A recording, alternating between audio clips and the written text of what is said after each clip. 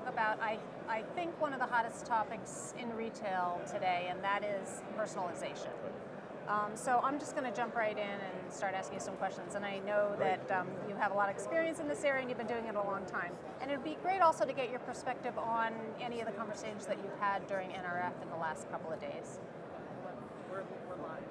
So what would you say is the first step in personalizing the customer shopping experience in the store? Well, for retailers, they really need to start by identifying what their customer experience should be. Okay. What the customer journey looks like, and then what the customer expectations are, and go from there, right? So no two retailers will be the same. If you're a dollar store versus a high-touch retailer, it's completely different. Once they identify the customer's expectations, they can start to build a personalized experience around there, whether it's personalized promos or personalized product placement or personalized direction and selling.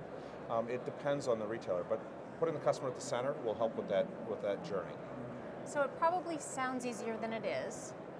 What would you say is the biggest challenge that retailers are facing when they start down this personalization path?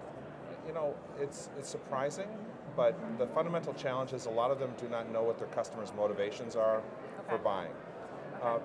Retail has forever been focused on, I have a product and people will come to my product. It's changing now with the online presence growing.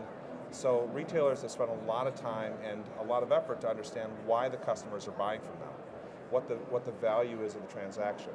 And that's difficult because no two people within some of these retailers agrees exactly why customers are there. So once they really get a grasp of the customer, which is a difficult process, they can go forward with personalization. All right.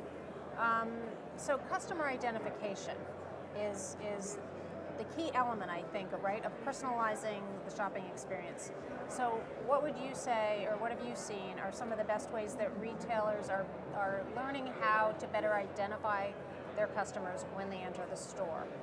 Well, retailers are using a lot of different ways to do that, whether it's technology out on the sales floor to slow a customer down, do some work around clienteling, talk to them about their needs, what's in their closet already. There are technologies out there, so if you can get a customer to opt into your app, let's say, if you deploy the right technology, you might have the ability to identify a customer right when they cross into your store. But there's no two ways to do it. Mostly, though, it's about enabling your sales associates in the store with either technology or process to understand that they need to slow the customer down because customers do want to be identified. And whether it's by pushing a promotion to them through technology or greeting them and understanding who they are, once you can get some of the information from them, that will go a long way to making the customer feel like they belong in your store. And I agree with you that these days, I think that consumers are much more willing to share their personal information as long as they're getting that personalized and relevant communication from the retail brands. But is there still a creep factor that we need to deal with when we're moving down this road? And how do you suggest that retailers deal with that, assess the situation, and figure out where the line is not to cross? Right, so retailers will be able to gather a lot of information from customers. The question is whether they should use it. If we think about interpersonal situations for ourselves, we may know a lot of things about the people who have shared them with us, but not everything is worth repeating back to them. So what retailers should think about what's relevant to the conversation. If a person is shopping in my store, it may not be relevant to say, hey, I know it's your dog's birthday, right? But it could be relevant to say, thank you for your 4th trip in the last month, and now I'm going to give you an extra reward for that. So that's not creepy to say, I understand what you're doing. It can be creepy if you use too much personal information. Okay. And what role is artificial intelligence now playing, or where do you see that going in regards to personalizing? So we conduct surveys at BRP every year, and one of the top topics that shows up in our surveys is analytics. And analytics is really the engine behind artificial intelligence. So we see a coming trend where deep analytics, whether it's location-based analytics in the stores or transaction-based analytics, will then be able to be fed into an AI engine that will really build an experience and a price and a product offering that matches the customer based on all of those data points that they've been gathering. Now, do retailers, do we go back to the first question and being able to identify your customers and their wants and needs and determining, where do we start with the analytics? How do we decide which analytics we need the most? I think so. We need to start by understanding not all data isn't information.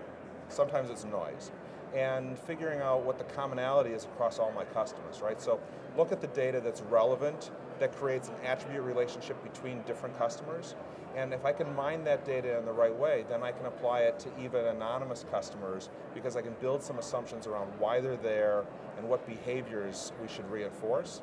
But we need to start by culling the data and only looking at those things that we can impact and that have meaningful relationships to actual transactions.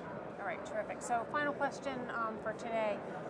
Based on your experience, all the research you guys have done, conversations you're having here at NRF, do you have some advice for retailers who are looking at going down this road? Any best practices, lessons learned, that kind of thing? Well, I think that the thing that I'm hearing in conversations with both retailers and vendors here at the show is it's more about customer. Bring it back around to customer, bring it back around to a unified transaction, and start to really think about how that impacts your business. So if we're talking about personalization, or we're talking about fulfillment, or we're talking about product assortment, if we start back at the customer and look at the analytics around that, I think that we'll be able to move to a better place. And my other piece of advice is it's no time like the present. The conversation in retail has been about being customer-centric for a long time. Right. And retailers have been preoccupied with things like data problems and security problems. If they want to prosper and move into the next decade, they really need to get the customer and that personalization right sooner rather than later. All right, great advice. Thank you so much for spending a few minutes with us today. I'm glad to. Thank you for asking me to. Thanks to all of you also for joining us.